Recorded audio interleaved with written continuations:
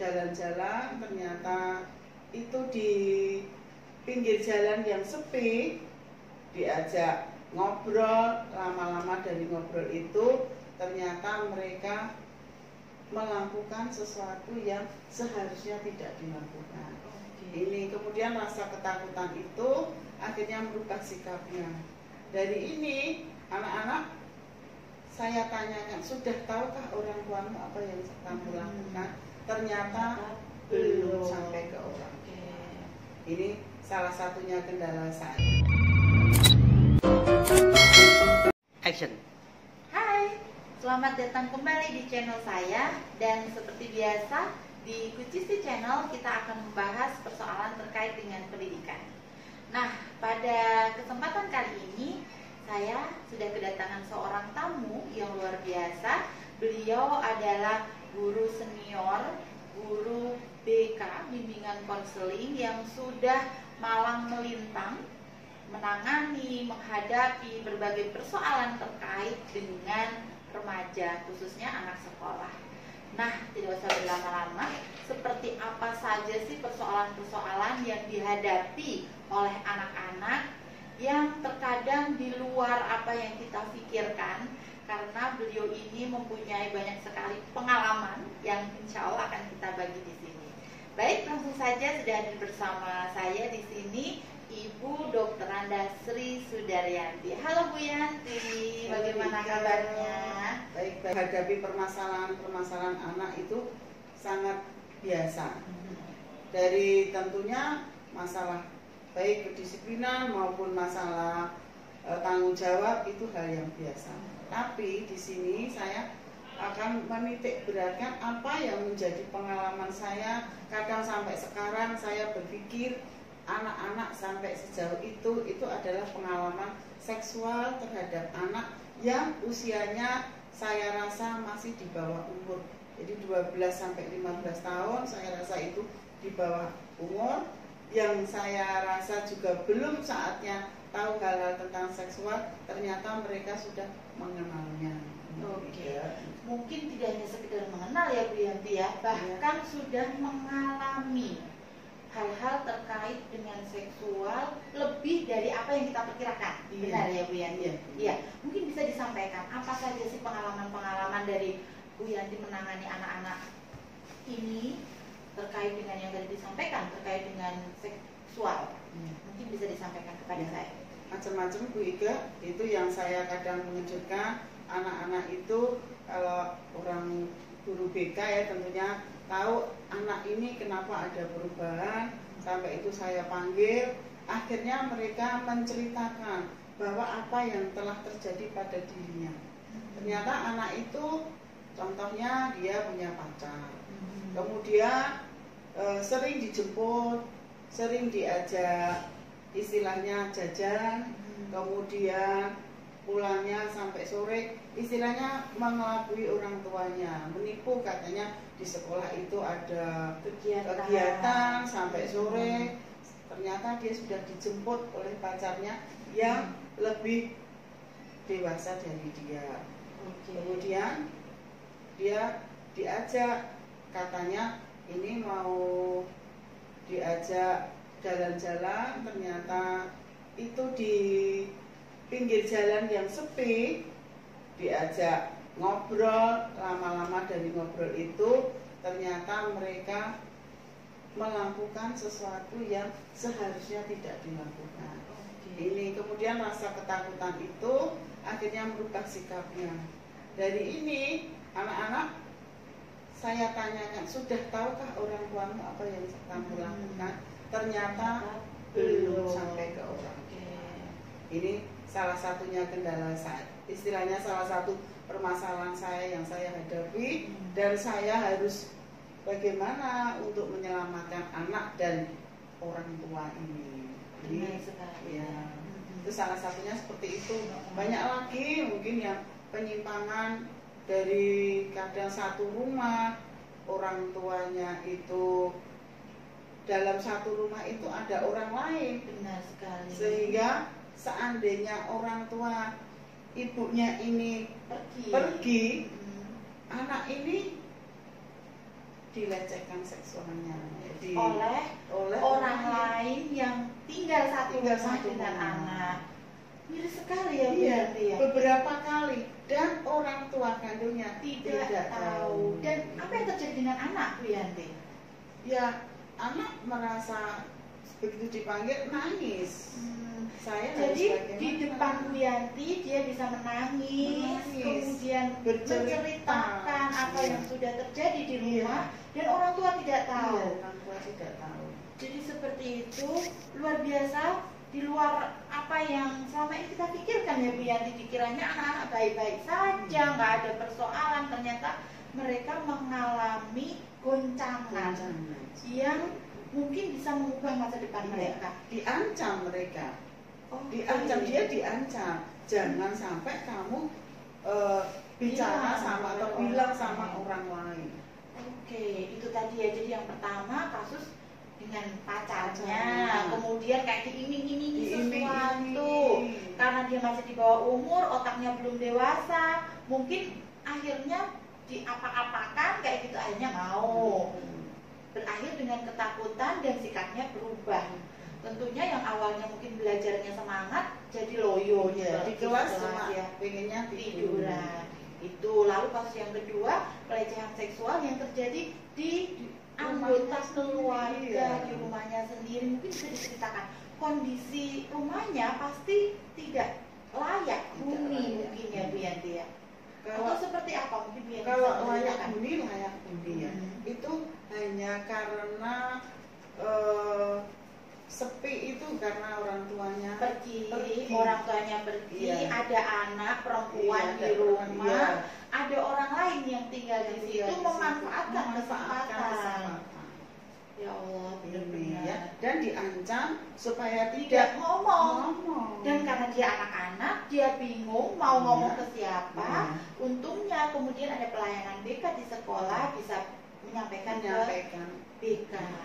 Selain itu mungkin ada lagi yang lain Bu Yanti? Banyak ya contohnya. Kemudian ada lagi anak-anak yang kita itu juga sering ekstra ya Ibu. Anak-anak sering ekstra, kadang menunggu di sana di luar itu katanya nunggu jemputan atau nunggu bis. Akhirnya ada seseorang yang datang merasa itu anak-anak mungkin bisa diajak kencan. Akhirnya ayo saya antar. Pertama tidak mau, tapi lama-lama karena mungkin yang ngajak itu pinter, akhirnya mau, dan akhirnya diiming-imingi mau nanti diberikan apa kayak gitu ya, baju atau apa. Nanti memang dia diberikan baju Ibu. Begitu ini ya kamu kan masih pakai seragam, pakai baju, diajak karaoke. Setelah itu selesai, seneng anak, tidak sekali serang Ibu. Jadi beberapa kali ternyata tapi akhirnya dia setelah kena begitu selesai, ditinggal begitu saja. Jadi intinya persoalan tentang seks di kalangan remaja ini sudah sesuatu yang menurut saya perlu sekali untuk kita pikirkan lebih dalam dan harus kita pedulikan ya Bu Yanti ya. Baiklah, itu tadi beberapa kasus yang menurut saya sudah sesuatu yang sudah luar biasa sekali. Nah, sekarang apa yang dilakukan selama ini, kemudian apa yang mestinya orang tua serta anak-anak tahu agar kejadian ini di kemudian hari bisa dijadikan pembelajaran dan tidak terulang lagi Bu Yanti? Kalau saya pendekatan terhadap anak selalu saya berikan norma Ibu. Pendekatannya itu saya selalu norma nomor satu dan pendekatan pada keimanan, sehingga anak akan tahu bahwa mana yang boleh dilakukan dan mana yang tidak boleh ini. Jadi cenderungnya karakter. Inilah perbedaan saya dengan guru mapel. Kalau guru mapel itu mengajar sampai dia itu selesai dan bilang anak-anak sudah bisa mengerjakan tuntas. Tapi kalau guru BK belum ada tuntasnya, selalu mengiring anak ini supaya karakternya itu semakin baik. ini. Oke, iya.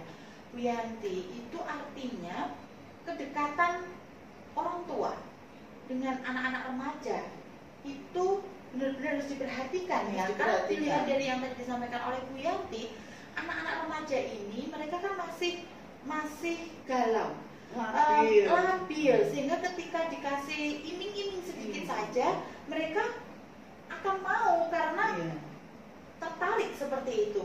Jadi intinya kedekatan orang tua juga sangat penting juga di sini ya Bu Yanti. Sangat sekali ya.